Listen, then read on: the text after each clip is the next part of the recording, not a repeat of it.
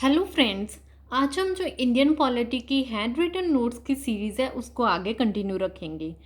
कल हमने क्या किया था? पार्ट 1 में union and it's territories, part 2 में क्या किया था? सिटीजनशिप, एंड पार्ट 3 में आज हम करेंगे फंडामेंटल राइट्स कि हमारे फंडामेंटल राइट्स कितने हैं, कौन से हैं।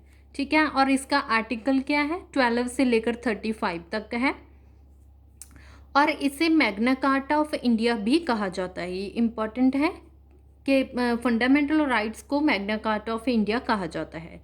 अब हम देखेंगे कि फंडामेंटल राइट्स का आइडिया कहाँ से आया, इसकी शुरुआत कहाँ से हुई।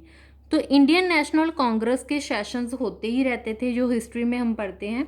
तो इंडियन नेशनल कांग्रेस का जो कराची का सेशन हुआ था, जिसके हेड थे सरदार वल्लभ भाई पटेल जी, तो उसमें अडॉप्ट किया गया था रेजोल्यूशन ऑन फंडामेंटल राइट्स। तो उसमें बात की गई थी सरदार पटेल जी के द्वारा कि हमारे कुछ फंडामेंटल राइट्स होने चाहिए। ठीक है, अब हम पढ़ेंगे लिस्ट ऑफ फंडामेंटल राइट्स के हमारे कितने फंडामेंटल राइट्स हैं और कौन से हैं। ओरिजिनली हमारे पहले 7 फंडामेंटल राइट थे, लेकिन उनमें से एक फंडामेंटल राइट है जो डिलीट हो गया है। अब हमारे टोटल 6 फंडामेंटल राइट्स बचे हैं। ठीक है, तो फर्स्ट है राइट टू इक्वालिटी, जिसका आर्टिकल नंबर 14 से लेकर 18 तक है। ठीक है, ये मैंने ए रिप्रेजेंट किया है आर्टिकल को। Right to equality article number 14 से लेकर 18 तक है। राइट टू फ्रीडम, जिसमें हम सभी को फ्रीडम है कि इंडिया में हम कहीं पे घूम सकते हैं। ठीक है, तो right to freedom article number 19 से लेकर 22 तक होता है। राइट टू अगेंस्ट एक्सप्लॉयटेशन, इसका क्या है कि हम किसी को एक्सप्लॉयट नहीं कर सकते, किसी का शोषण नहीं कर सकते। तो ये आर्टिकल नंबर 23 से 24 तक आता है। Right to freedom of religion, कि सबको अपना अपना धर्म मानने की, रिलीजन को मानने की, अपनाने की फ्रीडम है। कोई इंसान अपनी मर्जी से कोई मर्जी रिलीजन को चूज़ कर सकता है। इसका आर्टिकल नंबर 25 से लेकर 28 तक है। कल्चरल एंड एजुकेशनल राइट्स, इसमें क्या है कि हम सबको एजुकेशनल राइट मिलने चाहिए, सबको एजुकेशन मिलनी चाहिए। ठीक है, इक्वली। तो आर्टिकल नंबर 29 से लेकर 30 तक आता है। आर्टिकल नंबर 6 में क्या है? Right to constitutional remedies. ठीक है, ये इंपॉर्टेंट है। राइट टू कॉन्स्टिट्यूशनल रेमेडीज, इसका आर्टिकल नंबर 32 है। अब देखो इसमें 30 से डायरेक्ट 32 आ गया, तो 31 नंबर आर्टिकल आप सोच रहे होंगे कि कौन सा था, कहाँ पे है।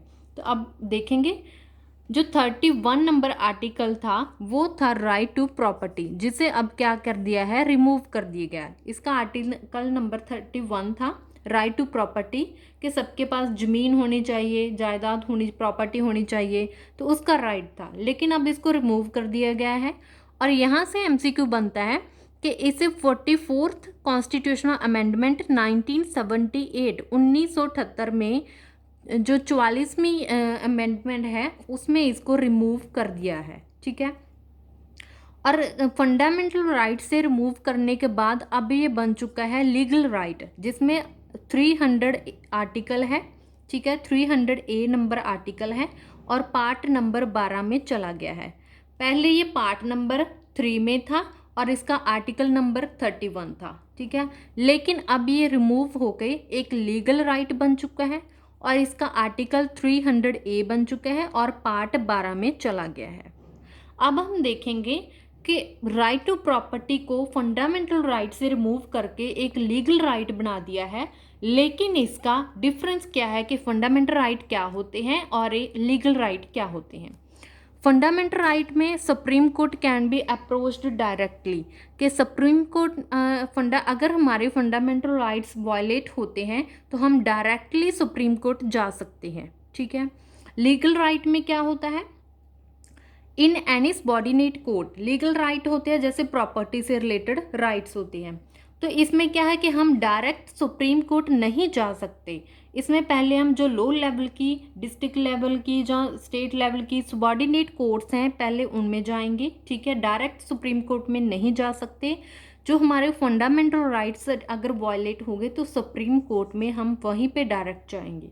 ठीक है, समझ में आ गया आपको कि fundamental rights and legal right में क्या डिफरेंस होता है।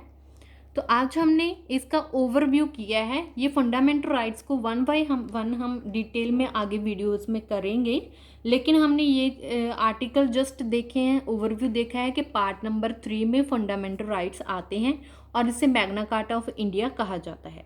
ठीक है, अगर आपको मेरी वीडियो अच्छी लगती है तो please like share and subscribe my YouTube channel. Thank you.